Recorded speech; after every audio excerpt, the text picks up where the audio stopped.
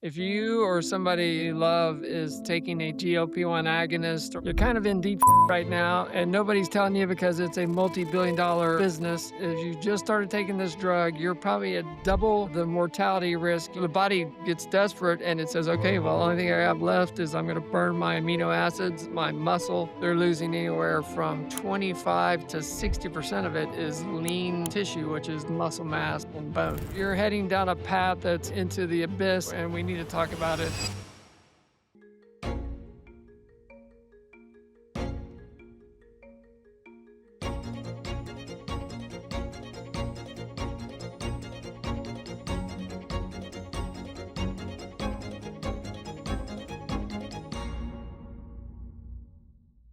Welcome back to the Metabolic Rebellion. I'm Kevin Bury, and I'm here with my co-founder, physician, best-selling author, and my good friend, Dr. Brent Brotzman. Thanks for joining us. How's it going, Kevin? How we doing? We are doing great, Brent. This is, as you know, this is our second podcast in our three-podcast series on losing weight the right way. Today, we're going to step into one of your very favorite subjects. It is one of the most, least favorite subject. You're right. It's one of the most hyped and yet misunderstood topics in modern medicine, right? And that is these GLP-1 drugs that promise the world, right? Ozempic, Wegovy, Mounjaro. They've been marketed as miracle medications, the magic weight loss shot that is endorsed by celebrities, TikTok transformations. We see them just about every night. I think I do see them every night on our TV when we're watching TV on these big, ads that are, promising a much, much better future.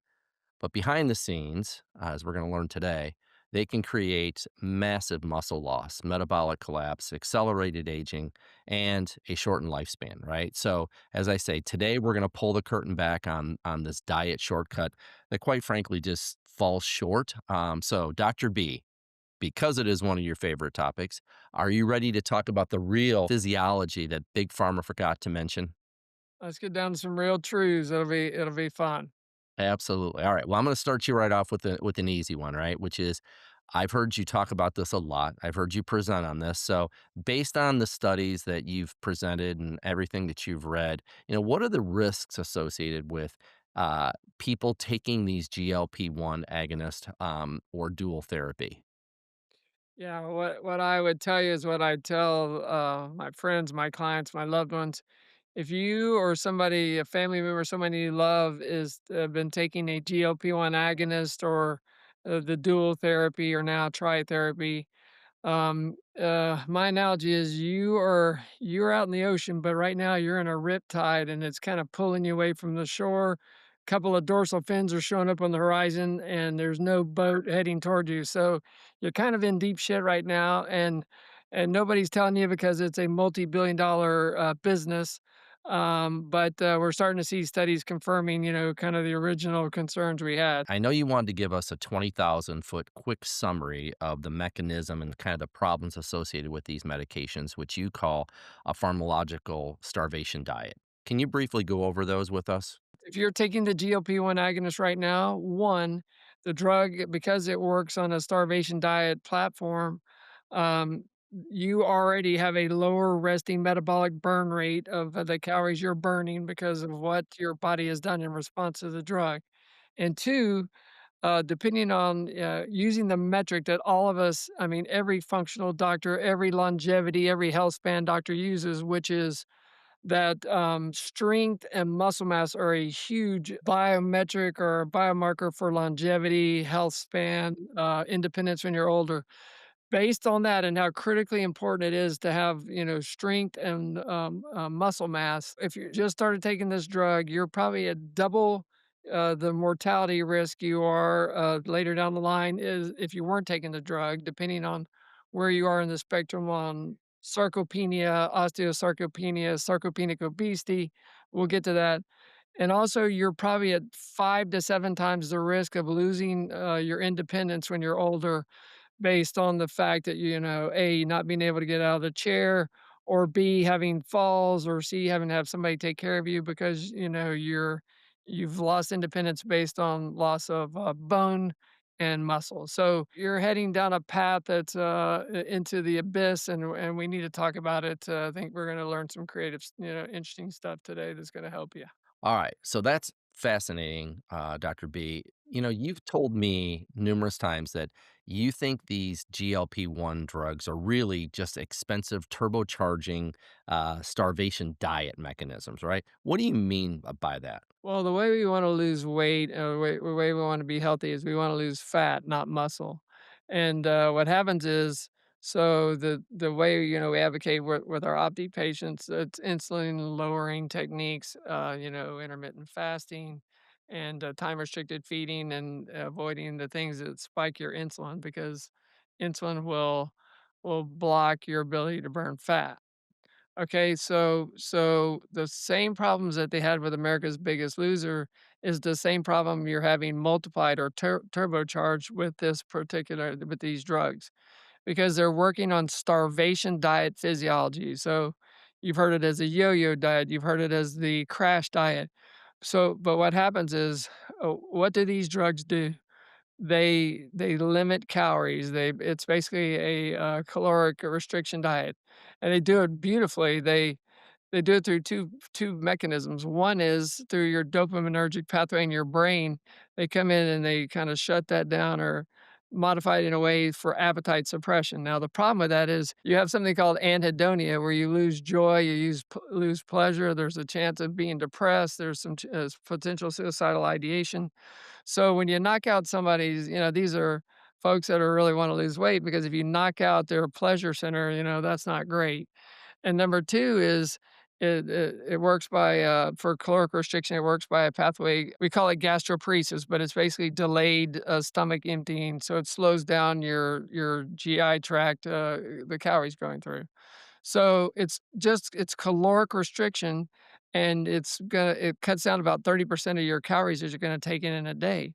But the problem is in starvation diets, as we went over in that NIH study with, Kevin Hall and America's Biggest Losers, when you don't want the body to perceive itself as starving because 1, it says, "I'm starving," and it lowers your basal metabolic rate, so instead of burning 2,000 calories, you're gonna burn 1,400 calories, and it goes forever. And 2, it says, "Oh, shit, I can't access my fat." I wanna because we wanna burn our fat.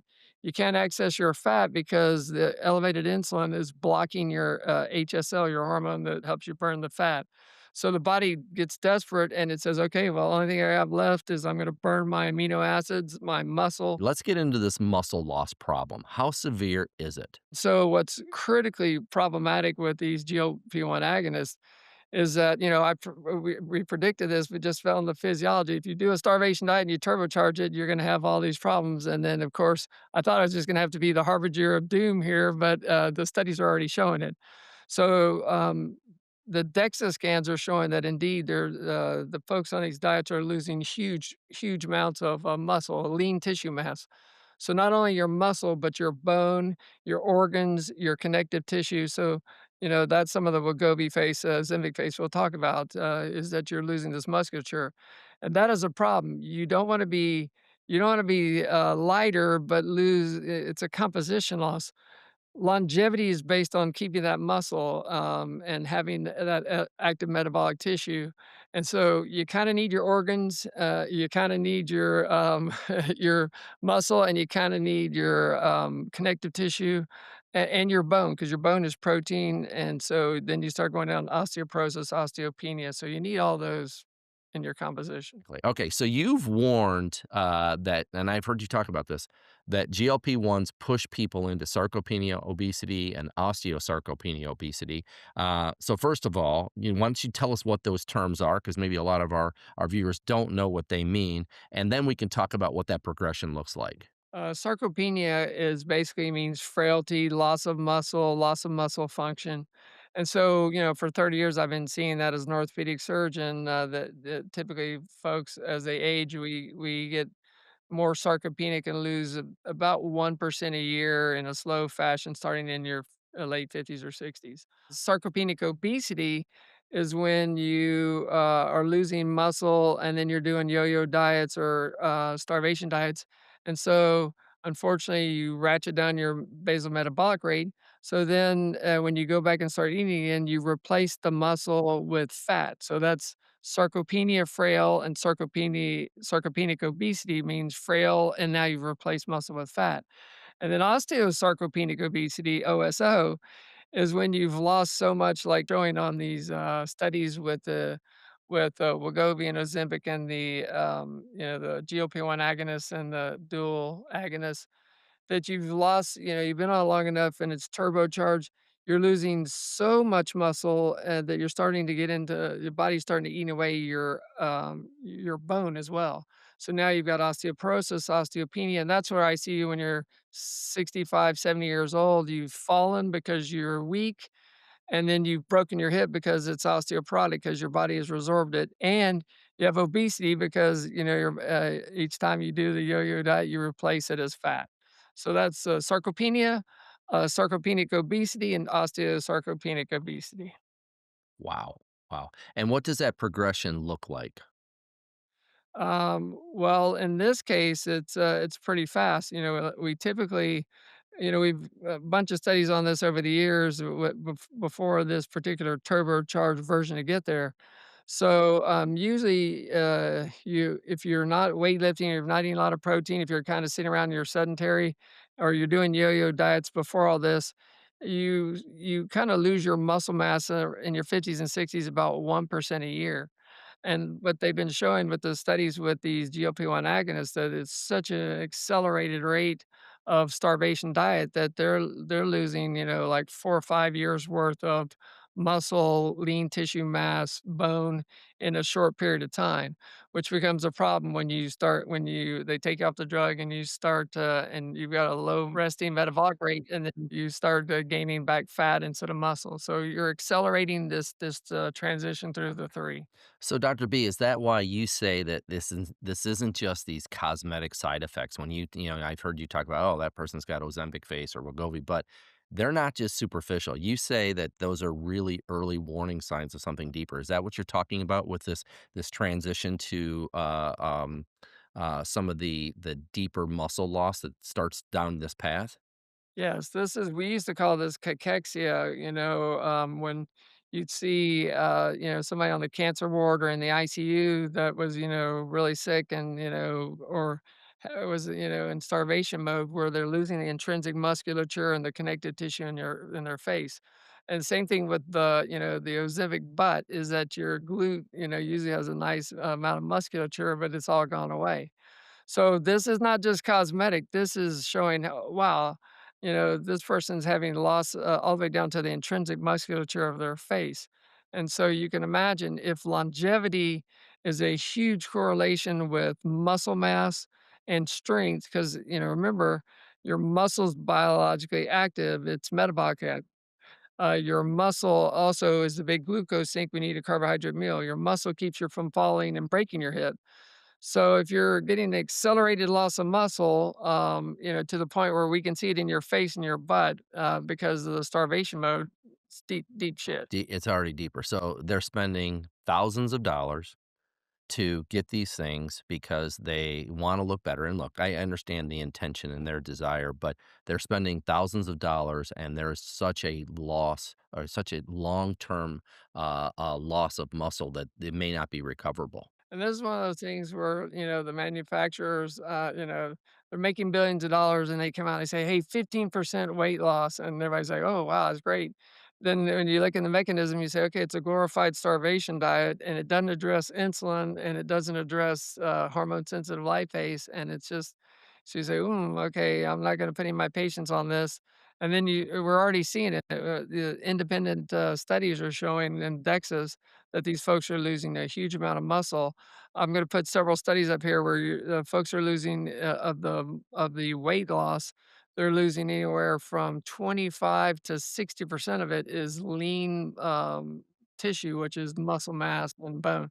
So that's a huge problem, and then, of course, when they have a huge recidivism rate where, and some of them, 80% of the people go off it, and then, of course, within a year, they've gained back 2/3 of it, and the DEXAs are showing that, of course, it's gonna be fat because they're resting metabolic burn rate of their calories has been, it's still suppressed. Yeah, it's terrible. So okay, so talked a lot about what it can do to your tissue and even your bone, right? Which I think is going to open a lot of people's eyes.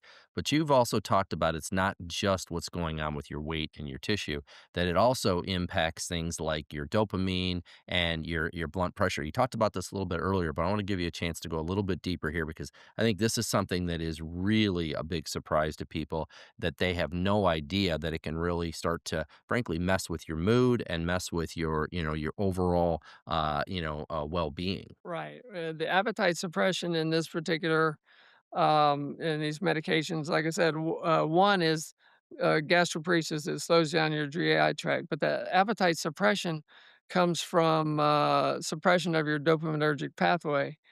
So the problem is, like I said, that's your pleasure pathway. That's where, and so they say, oh, it quiets the noise of you wanting to have, chocolate chip cookies or binges or, quiets the noise. But also you kind of have a flat affect where you're like, if you see folks on it, they're a little bit flatter in affect in the sense that that's your pleasure pathway. So you have something called anhedonia where you don't feel pleasure. So I think there's a difference between taking a little bit of the buzz off of chocolate chip cookies and not being able to feel pleasure during because you're suppressing your that pathway. Yeah, that's unbelievable. Unbelievable. Okay. So let's boil it all down here, Dr. B. So when we look at the bottom line, metabolically, the bottom line, what do GLP-1s actually do and what do they fail to do for people? Let's, just shoot it to them straight so they take something away from this beyond, all of the science and stuff. Give us, your view on what these things actually do to us. Unfortunately, what they don't do is a big part of it, but, what ideally in a drug or in a therapy, you would like to burn fat, okay? And so, as I said, 93% of Americans, we have an elevated insulin level because we're told to eat 6 times a day to keep our metabolic rate up. That's hogwash, and we're eating a very glycemic, blood sugar spiking, insulin spiking diet, which, our ancestors and all these miracle populations didn't. So the problem is it doesn't address, standard American diet, your whatever calories these folks are still eating is still glycemic. And so because of that, their insulin's still up. So the drug does not address insulin blocking. Insulin is the mother hormone, and it will not let you over 8 or above. Insulin's not going to let you access your own fat. You cannot burn your own fat through HSL. So it doesn't address insulin. You have elevated insulin. So the problem with this drug is you're not going to be able to burn your own fat. It's putting you into starvation mode. It's putting you into starvation mode in a turbocharged fashion. Your body's panicking. Hey, I'm going to starve to death. And so, hey, I'm going to ratchet down my how many calories I'm going to burn. I'm going to have my thyroid go down. I'm only going to adaptive thermogenesis means I'm going to go from 98.6 degrees to 97. I'm going into, "Oh my god, we're gonna starve. How low can I get my metabolic rate going?" And it stays there, 6 years later, it was there. So now you've been hosed because they put you in starvation, your basal metabolic rate is low, and when you a year later, when 80% of folks come off it in a year, then you're still burning 1,400 calories and you go back to your diet and it's put back on as fat. So that's issue number 1, and issue number 2 is you wanna be thinner, you wanna be lighter, but it's kinda like, if Kevin, you and I like to race cars, if you came to me and said, "Hey, I got these guys, I'm paying thousands of dollars, they're making my race car lighter, they're gonna put carbon fiber, I think, in it something," and they came back to you and it was like they took out the whole frame, or, "I'm remodeling my house, we're gonna downsize, we're getting younger, I mean, older, we don't need it for the kids. We're going to downsize." And so you say, "Hey guys, here's a bunch of money to downsize." And you come back and they've taken out the foundation and the and all the pilings in the frame and left you with. So yes, you want to be thinner, but you want to be thinner from loss of fat. You don't want to be thinner from 40 to 60% of your muscle of your loss of weight being from your lean muscle mass, which is critical for longevity. Again, loss of independence, if you have sarcopenia or sarcopenic obesity, 70% of those folks lose independence later because 'cause they're so frail, they have to be in a nursing home. So, I would have a hard time coming to you, Kevin, and saying, "Hey, Kevin, I got a new drug. Here's what I wanna do. I wanna inject you. It's gonna be super expensive. I'm gonna double your mortality rate. I'm gonna increase your rate of being in the nursing home sevenfold. And then it's gonna be pretty miserable during the time you're taking the drug because you're gonna feel nauseated and you don't have anything in your pleasure center, and you're gonna have a high rate of coming off it. But when you come off it, I will have lowered your calorie burning rate low enough that when you come off it, you're gonna gain it back as fat, so you're gonna have to come back on it, but then we're going down the spiral where, sarcopenia, osteosarcopenia, and, I'm gonna kill you off prematurely. But how much would you pay for that? And you say, "Hey, Brotzman, now that I know the science, I'm probably not gonna pay you too much." Exactly. I think the problem is, Brent, is that people, and I've talked a lot about this over the last several years. People just want the easy button. It's just, can I get a pill for that? Can I get a shot for that? Right. So Right. we know now, and thank you for all that scientific background and helping people really understand. So we know these things don't work, right? So let's talk Well, for I'll tell you this, I don't blame blame 'em for the easy button, here, let me tell you why. I was to the point where when I was 47 pounds heavier that I was looking at, they were doing some studies where they were um, trans-fatting fecal biome, so I get I, it, but, the problem is this, is that when everybody thinks it's calories in, calories out, and of course it's not, and so you've tried multiple things that have never worked, and you're being told, "Well, it's your lack of willpower. There's some moral compass problem wrong with exactly. you."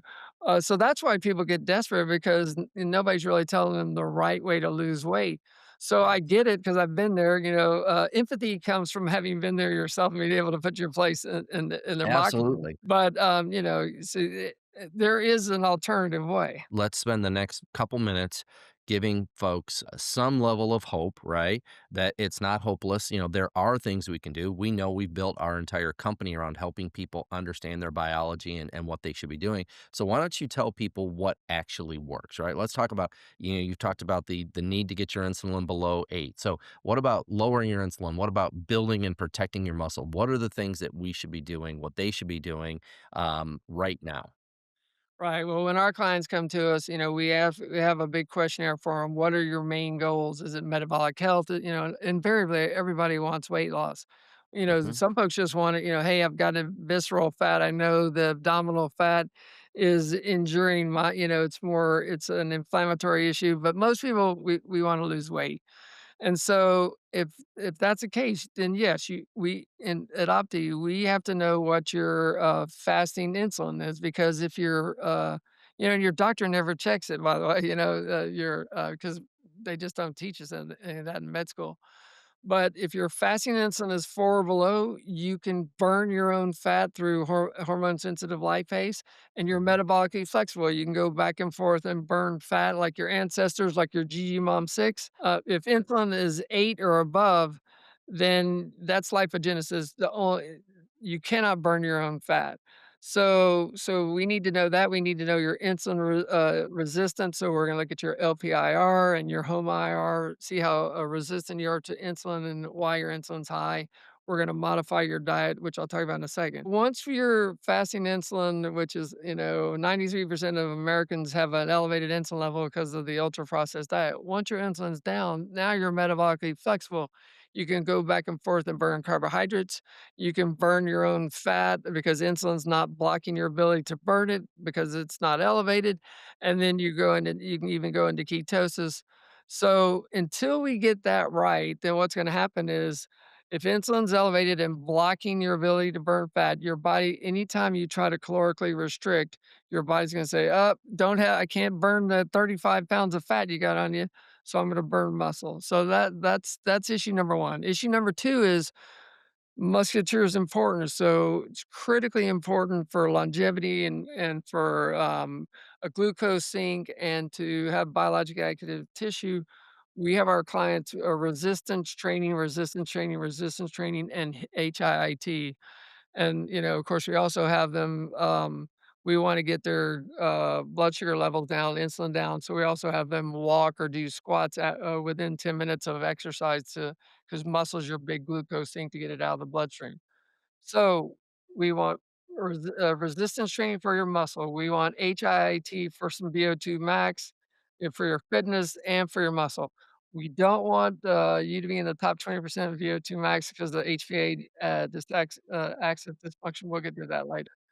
But also the other ways to lower your insulin is, time restricted feeding or intermittent fasting, or ways that will lower your insulin so that your body says, "Oh, okay, I'm just waiting on my next meal, and, I'm not going into starvation mode, so I'm actually gonna bump up my basal metabolic rate. I'm gonna throw in a little, growth hormone, a little epinephrine, to keep my, burn rate actually go up a little bit, so now I'm burning 2,200 calories rather than 1,400 calories."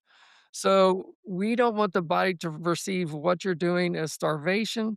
We want it because then it's gonna burn your muscle and it's gonna shut down your metabolic burn rate. We want to, do what physiologically the body's been doing for 2,000,000 years. We wanted to say, "Hey, I'm waiting on my next meal. I'm keeping my burn rate okay and my insulin levels down. I can burn my fat if I need to, and we want you to put on muscle, and we want you to, practice some of we've got some other tricks." Yeah, but I think the short of it is you don't need a drug to stop overeating. What you need to do is stop your insulin from spiking. Is that fair to say? Yeah, I would love it if this worked. I mean, it would be great. I'd make hundreds of thousands of dollars doing it because it's very lucrative, for the manufacturer, for the folks doing it. But yeah, if this drug was doing, what physiologically was appropriate, but the drug is just, I think it's a knowledge, because what's interesting is once you start eating an ancestral diet of whole foods, and you're eating twice a day or three times a day rather than six, and you're not doing sugar sweetened beverages that spike your blood sugar, spike your insulin, and have the big dip, magically everything gets calmer. You don't, you're not hangry 3 hours afterwards where you're hypoglycemic. So it's the best drug is, just, okay, I'm not starving or, sleepy after I eat. So, again, one of the problems with the drug is that, folks, in the studies looking at folks, taking GLP-1 agonists for weight loss, anywhere from 60 to 80% of folks after 1 year have stopped it. And again, they're left with a low basal metabolic burn rate. And so the subsequent studies show that most of the folks have gained at least two-thirds of their weight back within 1 year. And so a Wow. lot of them then tried to go back on the drug again. But what you're doing really is you're it's a yo-yo diet you're on because, you're basically burning muscle, and then you get off it, and then you gain it back as fat, and you go back on it. So it's an accelerated yo-yo crash diet, starvation diet, which is not gonna end well. Yeah, and I would add one thing. It's a really expensive yo-yo starvation crash Yes, diet. yeah, yeah. And maybe the expense would be worth it if it was the answer, but if it's going to, double your mortality rate and, 5 to sevenfold increase your loss of independence and, make you look a little funky and frail and, make it where it's hard to get up out of the chair in a few years. I would not pay money for that. Dr. B, this episode is going to change a lot of minds and potentially save a lot of future problems for our viewers. Here's the bottom line. GLP-1 drugs are not a metabolic miracle. They're a metabolic trap. They make you smaller by making you weaker. They make the scale drop by stripping away the tissue that protects your longevity. And they rent you weight loss while selling you frailty. If today's conversation on GLP-1 weight loss drugs made you pause, we've created a free ebook to help you think through the trade-offs even more clearly. It's called The Fast Track to Frailty: The Hidden Health Cost of GLP-1 Weight Loss Drugs. No hype, no fear. Just a clear look at what these drugs can cost in the long term: muscle, strength, and metabolic resilience. You need to pay attention. You can download it for free at optimetabolics.com, and we've included a link to it here in the show notes. If this episode was valuable, like all the others, we ask that you please share it with someone you care about. Give us a like, leave a review, and subscribe so you don't miss our upcoming episodes. This was part 2 of our 3-part series, and in our next episode, we're going to continue to look at losing weight the right way. We thank you, and we welcome you to the Metabolic Rebellion.